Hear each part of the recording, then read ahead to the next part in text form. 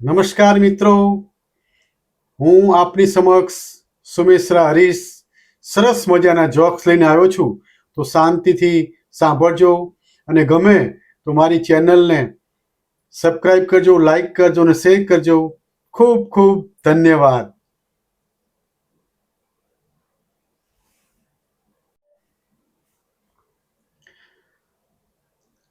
એક કાકા 65-70 વર્ષની ઉંમર અને બિચારા બીમાર પડી ગયા અને દવાખાને દાખલ થયા. ખૂબ પૈસાવાળા અને કાકાને 2 છોકરા. કાકા તો જાતે દવાખાને દાખલ થઈ ગયા. દવાખાને ગયા, ડૉક્ટર સાહેબે એમની તપાસ કરી અને ડૉક્ટર સાહેબે કે ચલો તમને દાખલ કરવા પડશે. કાકા કે કશો વાંધો નહીં, પણ કે સાહેબ મારી એક વાત સાંભળો, ભલે દાખલ કરો, જે ખર્ચો થાય જે પૈસા થાય, પણ મારી સેવામાં 2 સરસ મજાની નર્સ રાખજો અને એ પણ રૂપાળી. તો ડૉક્ટર તો એકદમ સાંભળીને કે ઓ કાકા, આ ઉંમરે તને આ બધું શોભતું નથી હો. તો કાકા કે ડૉક્ટર સાહેબ તમે અવળું સમજો છો. જો તમે 2 નર્સ રૂપાળી મારી સેવામાં રાખશો તો મારા 2 દીકરા સવાર સાંજ મારી ખબર કાઢવા નિયમિત આવશે અને નિયમિત ટિફિન પણ લાવશે.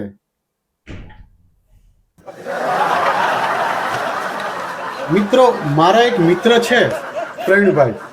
એ પ્રવીણભાઈ બહુ ફરવાના શોખીન અને નવા લગ્ન થયા.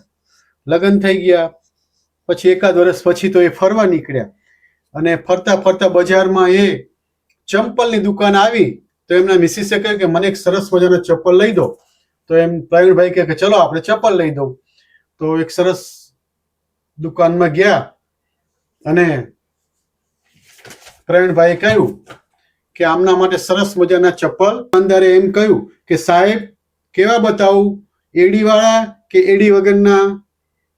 તો હજુ અમારા પ્રવીણભાઈના મિસિસ બોલે એ પહેલા જ પ્રવીણભાઈ બોલી ગયા કે એડી વગરના બતાવો. તો પ્રવીણભાઈના મિસિસ એકદમ આંખો કાઢીને કે એડી વાળા બતાવો. પ્રવીણભાઈ કે નહીં ભાઈ, એડી વગરના બતાવો. પ્રવીણભાઈના મિસિસ કે નહીં, એડી વાળા બતાવો. પ્રવીણભાઈ કે ભાઈ સાહેબ એડી વગરના બતાવો ને. પેલો દુકાનદાર હતો એ વિચારમાં પડી ગયો કે સાલું આમ કેમ. દુકાનદારે કીધું કે સાહેબ તમે શું કરો માથાકૂટ કરો છો? પહેરવાના તો છે બેનને છે, તો તમે આટલી બધી લપ શા માટે કરો છો? તો પ્રવીણભાઈએ હળવે કરીને એવું કહ્યું કે ભાઈ પહેરવાના તો એમને છે પણ ખાવાના તો મારે છે ને.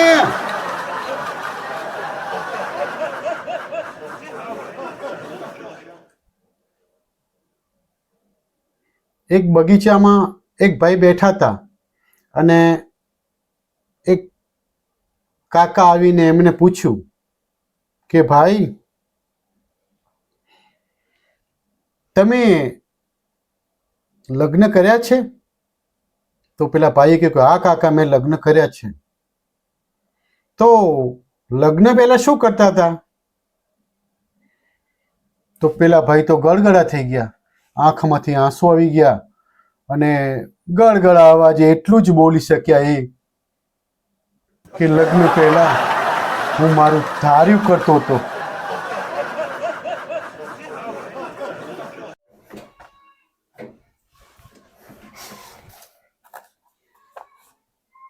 મિત્રો, આપણે સમાજમાં રહીએ છીએ, લોકોના ઘેર એકબીજાને ત્યાં આવવા જવાનું હોય, આપણે મહેમાનગતિ કરતા હોય, આપણા ત્યાં કોઈક મહેમાનગતિ કરવા આવે અને એમ અરસપરસ આ એક સમાજ જીવનનું એક તાણાવાણા સાથે બંધાયેલું છે. આ કે એક આદાન પ્રદાન છે.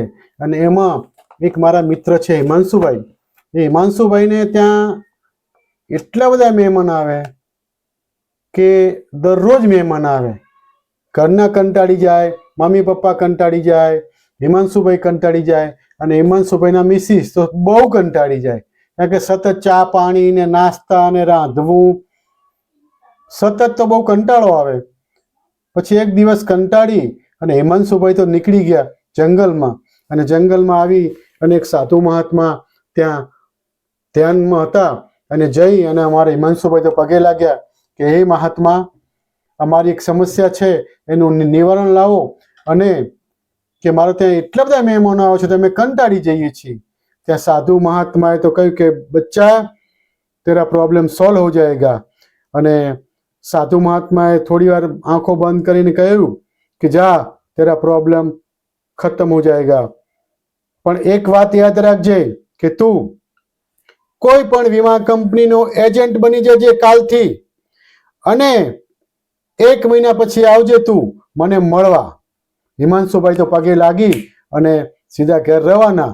સવારે સરસ મજાના એક વીમા કંપનીના ઓફિસરને મળી અને એક એજન્ટ થઈ ગયા. અને હિમાંશુભાઈએ તો એમના ઘર આગળ બોર્ડ મારી દીધું, કોઈ પણને વીમો ઉતરાવો હોય તો અમને મળો, મહેમાનોને પહેલી પસંદગી. ધીમે ધીમે સમય વીતતો જાય ને 1 મહિનો થયો અને હિમાંશુભાઈ પાછા જંગલમાં આવ્યા. પેલા સાધુ મહાત્માને લાંબા દંડવત થઈને પ્રણામ કર્યા. કહ્યું કે હે મહાત્મા, મારા ઘેર આ 1 મહિનો થઈ ગયો, કોઈ ચકલું ફરકતું નથી, મહેમાન પણ આવતા નથી, અને હવે તો હું બોલાવું છું કે આવો આવો તો પણ મહેમાન આવતા નથી. મિત્રો, એક વખત એક જબરજસ્ત ડાયરાનો કલાકાર અને જેની નામના ફેમસ આખા ગુજરાત રાજ્યમાં ડાયરાના કલાકારમાં એ ભાઈ જોરદાર કલાકાર, સરસ મજાના મંજીરા વગાડે અને એવો ફેમસ કે ઇન્ટરનેશનલ ડાયરો હોય તો પણ એ ભાઈ મંજીરા વગાડે. એના વિડીયો, એની કેસેટ, યુટ્યુબ બધામાં એ ભાઈ મંજીરા જોરદાર વગાડે અને એટલો બધો ફેમસ થઈ ગયેલો. હવે જ્યારે એ ભાઈ જુવાન છોકરાને એના ઘેર જ્યારે જોવા આવ્યા ત્યારે છોકરીવાળા આવ્યા, સરસ મજાનું નાસ્તા પાણી જોઈ અને પછી છોકરીવાળા એવું કહ્યું છોકરાને જોઈને કે છોકરો અમને પસંદ છે, છોકરાનો દેખાવ સારો છે, પણ છોકરો કરે છે શું? તો ઘરવાળા જે જવાબ આપ્યો કે છોકરો તો મંજીરા વગાડે છે. અને જેવું મંજીરા વગાડવાનું નામ સાંભળ્યું તો છોકરીવાળા તો હાલતા થઈ ગયા.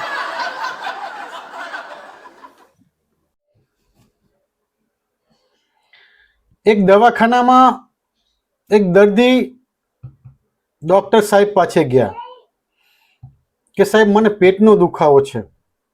તો ડોક્ટરે કે ચલો તપાસ કરીને કે ભાઈ તમને પથરીની તકલીફ છે. તો ડોક્ટરે તો પથરીનું ઓપરેશન કરી નાખ્યું અને દર્દી 2-3 દિવસ પછી પાછો આવ્યો કે ડોક્ટર સાહેબ, તમે મારી કિડની કેમ કાઢી લીધી?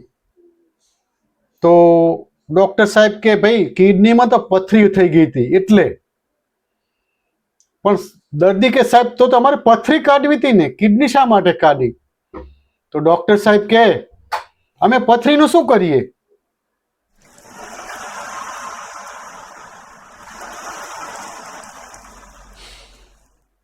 હું એક લગ્ન પ્રસંગના જમણવારમાં જમવા ગયો હતો અને મારી બાજુમાં એક કાકા બેઠા હતા. તો એ કાકા જમતા હતા. તો પહેલા કાકાએ સરસ મજાના દાળ ભાત ખાધા, પછી પાછા લાડવો પૂરી શાક ખાધા, પછી પાછા દાળ ભાત ખાધા. તો મને એમ થયું કે હાલું પહેલા દાળ ભાત ખાધા, પછી લાડવા ખાધા અને પાછા દાળ ભાત ખાધા.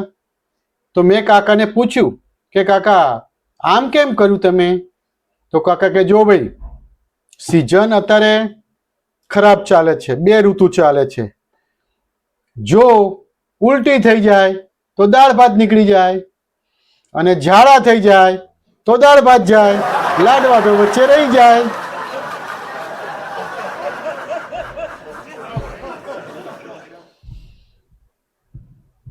મિત્રો, આપણે ભગવાને બધા માણસોને ખૂબ સુખી સંપન્ન રાખ્યા છે એક બાબતમાં. કારણ કે ભગવાને છે ને બધાને જ્યારે વહેંચતા હતા ને ત્યારે આ દુનિયાના દરેક માણસોને એમણે સરખું જ આપ્યું છે. ભલે ધન દોલત સરખું નહીં આપ્યું હોય, સુખ સંપત્તિ સરખી નહીં આપી હોય, શાંતિ સરખી નહીં આપી હોય, પણ એક વસ્તુમાં તો ભગવાને બધાને સરખા રાખ્યા છે, અને એ છે બુદ્ધિ. ભગવાને દરેકને બુદ્ધિ સરખી જ આપી છે. કારણ કે આ દુનિયાનો રેકોર્ડ છે કે હજુ લગી કોઈએ એવી કમ્પ્લેન નથી કરી કે ભગવાને મને બુદ્ધિ ઓછી આપી છે.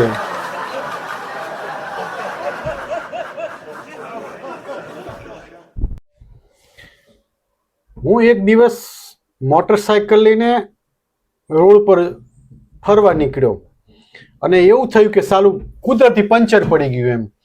અને પંચર પડ્યું એટલે આમ જોયું તો સામે જ પંચરવાળાની દુકાન. હું તો પહોંચી ગયો પંચરવાળાને ત્યાં અને કહ્યું કે લે ભાઈ, આ પંચર કરી નાખ. પંચરવાળાએ તો બરાબર ટાયર ખોલ્યું અને મને કહ્યું કે સાહેબ ટ્યુબ બદલવી પડશે. અને જે ટ્યુબ બદલવાનું કહ્યું તો મારા મનમાં કેવી ફિલિંગ આવી છે ખબર છે? સાલું નોર્મલ ડિલિવરી થાય એવી હતી અને આ ડોક્ટરે સિઝેરિયન કરી નાખ્યું.